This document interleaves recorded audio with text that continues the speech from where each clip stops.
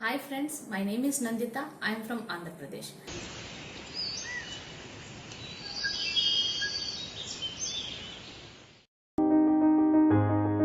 Good morning, dear students. Today we are going to discuss about locomotion and movement from chapter 20 Biology, class 11 CBSE syllabus. Children, let us discuss about joints. Joints are essential for all types of movements involving the bony part of the body. Joints are points of contact between bones or two bones and cartilage. Force generated by the muscles is used to carry out movement through joints, where the joints act as fulcrum. The movable as it these joints vary depending on different factors. Joints have been classified into three major structural forms, namely fibrous, cartilaginous, and synovial. The fibrous joints are immovable or fixed joints. These do not show any movement due to the presence of a strong and tough white cartilaginous fibers. Example, the joints in tooth sockets between the skull bones. Cartilaginous joints are slightly movable joints. In cartilaginous joints, the bones involved are joined together with the help of cartilages. The joint between the adjacent vertebrae in the vertebral column of this pattern.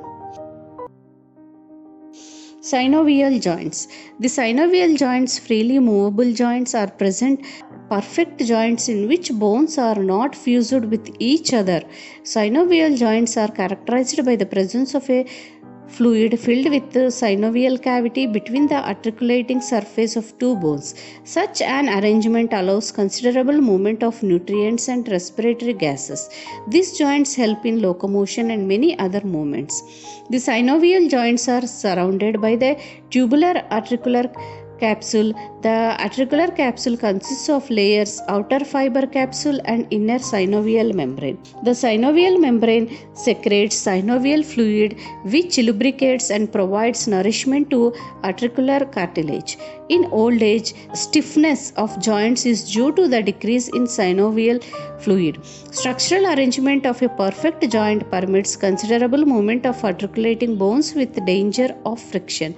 Due to the elasticity of ligaments of the wall of joint corpuscle, articulating bone automatically return back to their normal position after movements.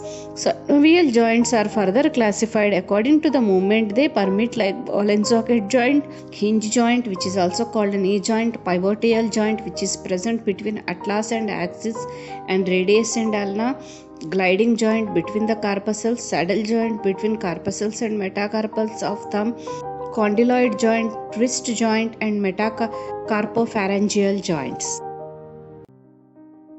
First, ball and socket joint. Ball and socket joint is present between humerus and pectoral girdle. And in this joint, the rounded end of one bone fits into the cavity, means which is hollow space of another bone. It permits movements in all directions. The joints between shoulder and the upper arm is an example of ball and socket joint. Similarly, the joint between the thigh and hip is an also example of ball and socket joint. Next, come to hinge joint. Hinge joint is present in knee joint. Hinge joints are found between the two or more than two bones where we need back and forth movement. This joint is similar to the hinges in a door. This joint allows movement only in one plane and only up to 1800. The knee joint and elbow joint are the examples of hinge joint. Pivot joint.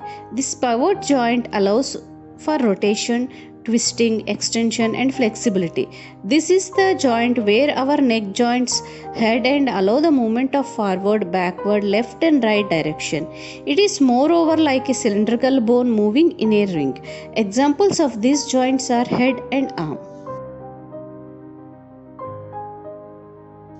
Gliding joint.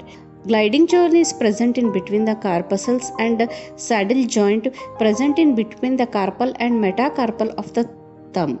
Movement in this joint happens due to sliding of bones over one another.